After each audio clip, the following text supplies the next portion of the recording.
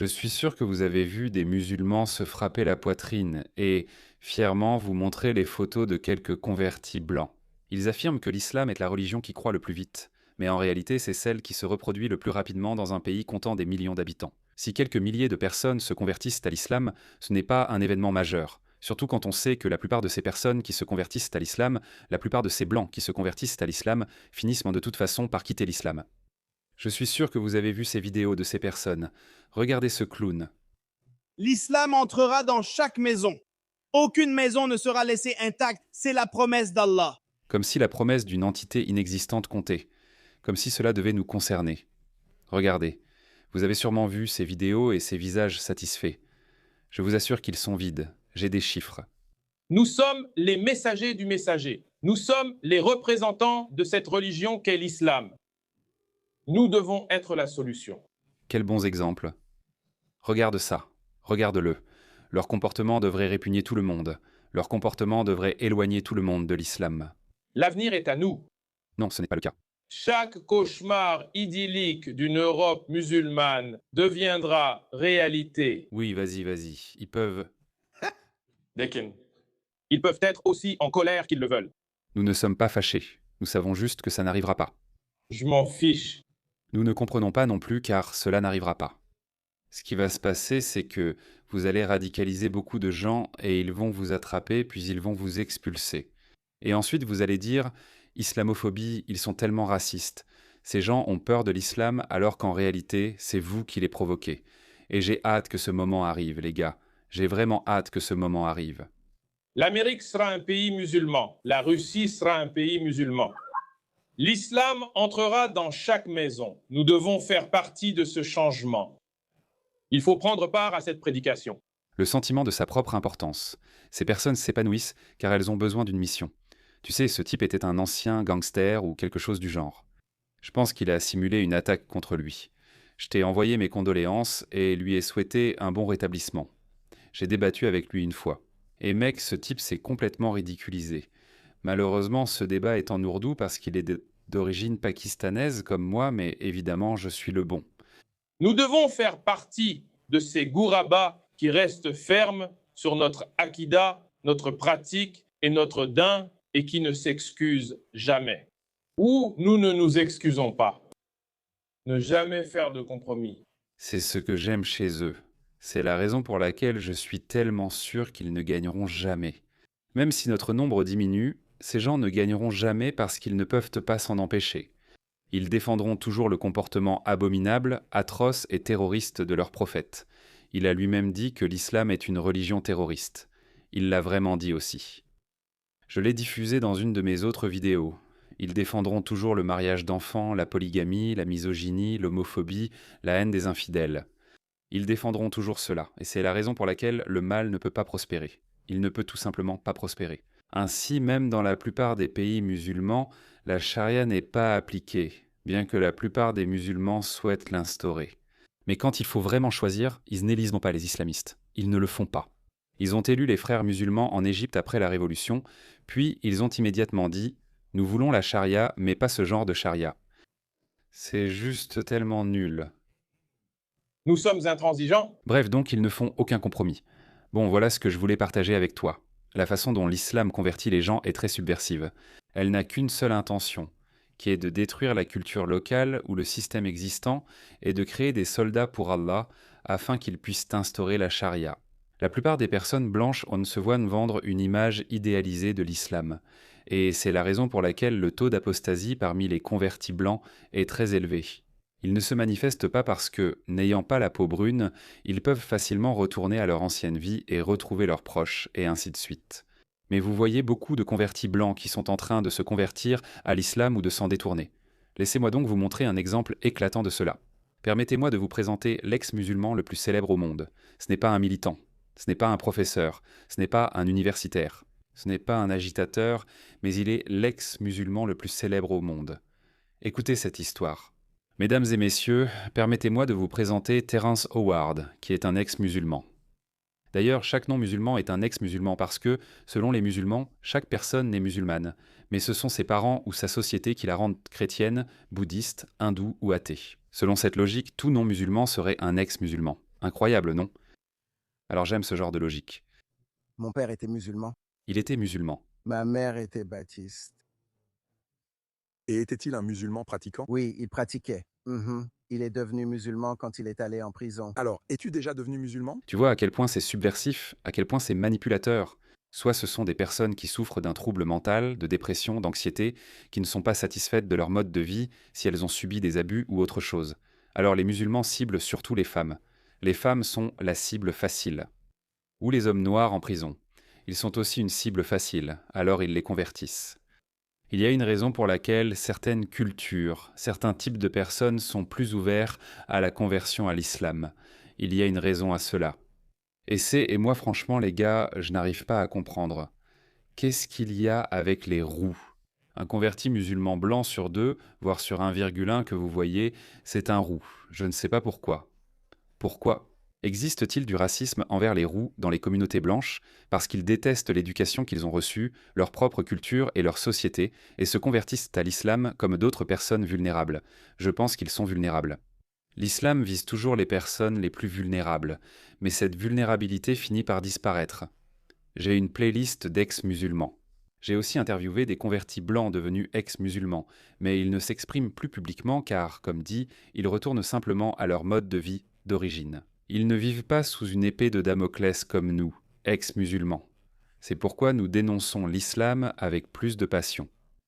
Nous disons, nous avons la responsabilité d'informer sur les dangers de l'islam. Désolé, je n'interromps plus. Reprenons. Mon père était musulman. Il était musulman. Mon père était musulman. Ma mère était baptiste.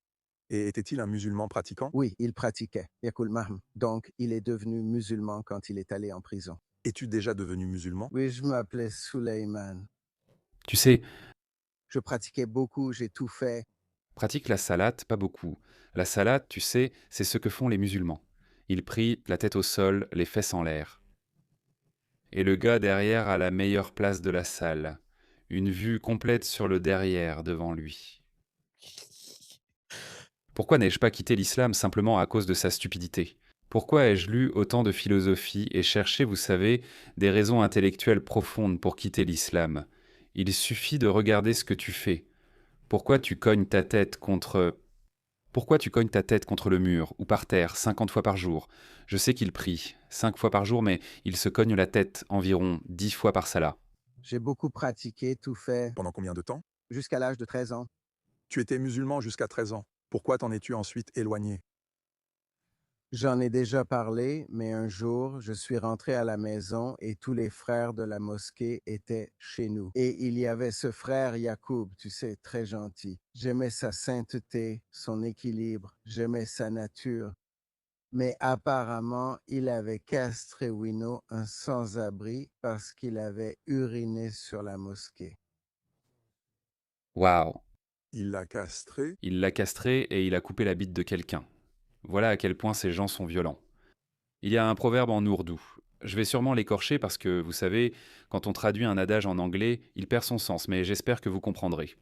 Donc en ourdou, dans la culture pakistanaise, ils considèrent les défenses d'éléphants comme des dents. Il y a donc un proverbe qui dit qu'un éléphant a des dents différentes pour montrer et d'autres pour mâcher. Cela signifie, vous savez, que vous avez deux visages. Vous devez avoir deux visages. C'est ça avec ces gens-là. Ils peuvent sembler très... En fait, ils peuvent te sembler très gentils et polis avec vous. Ils présentent un visage très agréable, très gentil, mais si vous touchez certains points sensibles, la civilité, la gentillesse disparaît complètement. Il y avait une vidéo d'un homme musulman qui faisait semblant d'être très gentil, exactement comme ça, très gentil. « frère, viens ici, laisse-moi te parler. » Et puis ce frère était un gars effronté, c'était un Américain. Et il a dit « tu sais quoi? Mohamed, j'ai appelé mon chien Mohamed. » Et là, il a tout de suite sauté sur lui, il s'est jeté sur lui et a commencé à le tabasser. C'est essentiellement ce qu'il dit. Je ne retrouve pas la vidéo, mais si tu vois ces musulmans très gentils et souriants qui disent « viens ici frère, on t'aime », ne te fais pas avoir. Parle juste de Mohamed et tu verras à quel point ce type est pacifique. Il te raconte cette histoire. Et non, non, non, tout le monde est là. Il y a 13 des frères de la mosquée parce que Yacoub a été arrêté et ils en parlent.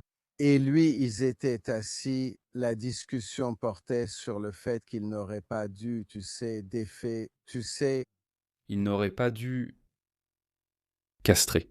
Eh bien, il n'aurait pas dû... Quel est le terme? Il a uriné. Profaner. C'était ça. Regardez ça. A profané le temple sacré en urinant sur la mosquée.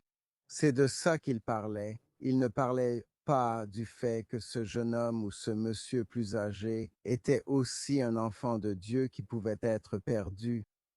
Et je me suis dit que c'était vraiment de bonnes valeurs morales. De bonnes valeurs morales, les gars. De bonnes valeurs morales. En fait, ça me rappelle une histoire. Il y avait un homme arabe, un non-musulman à l'époque de Muhammad. Il a uriné contre une mosquée et Muhammad l'a en fait pardonné. Tu sais, tu ne m'entendrais pas. Je ne te raconterai pas de belles histoires sur Muhammad parce qu'il n'y en a pas tant que ça, mais s'il y en a une, je t'en raconterai une. Il y a en fait une histoire d'un non-musulman qui a uriné devant la mosquée et Muhammad l'a simplement pardonné. Regarde ça. Il a dit que c'est pathétique. Il a de bonnes valeurs morales, Haris Sultan. Sévère. Tu entends cette conversation. Je suis assis, non, je suis dans les escaliers et ils sont dans le salon. Tu ne participes donc pas à la discussion des 13 hommes, J'écoute simplement. compris.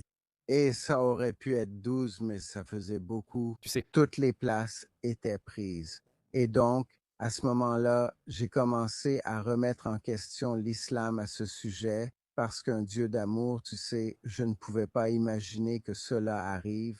d'accord les gars. D'accord. Pour ceux d'entre vous qui ne le savent pas, j'ai écrit un livre intitulé La malédiction de Dieu, pourquoi j'ai quitté l'islam, dans lequel je décris 3 raisons pour lesquelles j'ai quitté l'islam. Premièrement, il n'existe aucune preuve d'une divinité surnaturelle. Évidemment, les chrétiens et autres croyants ne seront pas d'accord, ce qui est normal. Je ne suis plus aussi militant dans mon athéisme qu'à l'époque où j'ai écrit ce livre il y a presque 10 ans. Mais la deuxième raison, c'est la science dans l'islam. Est-ce logique? Non. Muhammad s'est envolé au paradis sur un âne ailé. Muhammad a fendu la lune. Je veux dire, ses connaissances de scientifique étaient exactement ce à quoi on pourrait s'attendre de la part d'un homme du 7e siècle. Mais le pire de tout, la plus grande raison parmi toutes ces raisons, quand je regarde en arrière, ce n'est peut-être pas dans cet ordre-là. Mais en ce moment, la moralité de l'islam, cela seul suffit pour que toute personne saine d'esprit quitte l'islam, un peu comme ce que les terroristes ont fait. Maintenant, certains musulmans diront que Haris, tu sais aussi que même Mahomet a pardonné à une personne d'avoir profané, d'avoir uriné devant une mosquée. Mais non, Mahomet a encouragé le meurtre extrajudiciaire des blasphémateurs. Laissez-moi vous lire une histoire. Il a peut-être pardonné à ce type qui a uriné devant lui, devant la mosquée. Mais Mahomet a défendu les meurtres extrajudiciaires des blasphémateurs. Écoutez donc cette histoire. Sunan al-Sayyid, c'est un hadith sahih. Il y avait un homme aveugle à l'époque de Mahomet qui avait une Umma Walad avec laquelle il avait 2 fils. On pouvait avoir des enfants avec des esclaves ou des servantes, mais désormais on ne pouvait plus les vendre séparément de leurs enfants. Impossible donc de les séparer. Quelle religion bienveillante. Vous savez, les musulmans vous présenteront cela comme un enseignement vertueux de l'islam.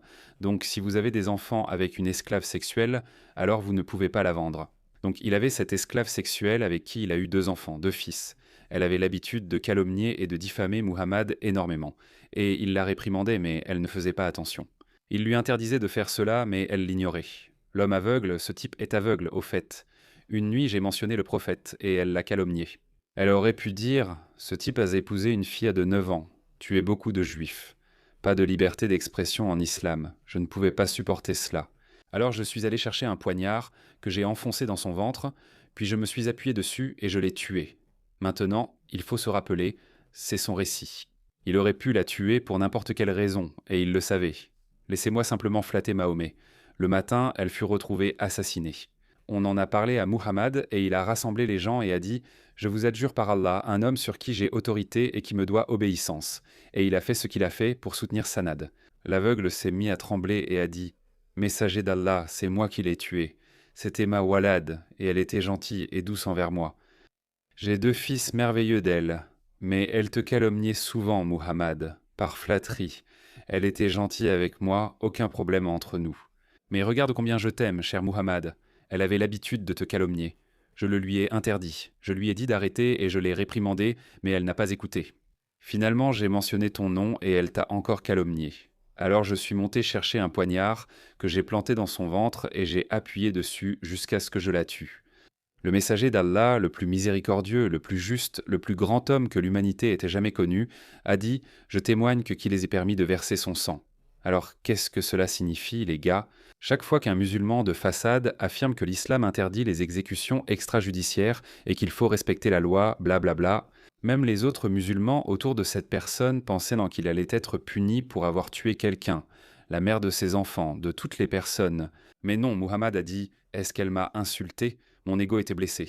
Tuez-la. » C'est acceptable. Voilà la nature de l'islam. C'est complètement arbitraire. C'est pourquoi si Muhammad a été gentil envers une personne qui a uriné devant une mosquée, c'est ce que font les musulmans. Ils sélectionnent soigneusement ces bons exemples et les présentent en disant « Regardez comme l'islam est bienveillant ». Vous voyez ce que je veux dire? C'est totalement arbitraire. C'est complètement aléatoire. Et c'était selon les caprices de Muhammad. Laissez-moi vous montrer cette vidéo car beaucoup de musulmans quittent l'islam à cause de cela.